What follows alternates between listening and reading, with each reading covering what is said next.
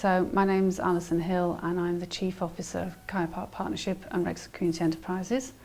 So we're a large and diverse organisation that does everything from traditional charitable activities like youth work, welfare advice, volunteering, but we also in recent years have developed a number of community enterprises, and they themselves are very diverse. They range from older people's daycare and Meals on Wheels through to daycare, nursery for children. We've got particular interest in developing our catering business, and what we would like to do is be able to offer that service more widely across Wrexham, and be able to perhaps cater for other daycare nurseries.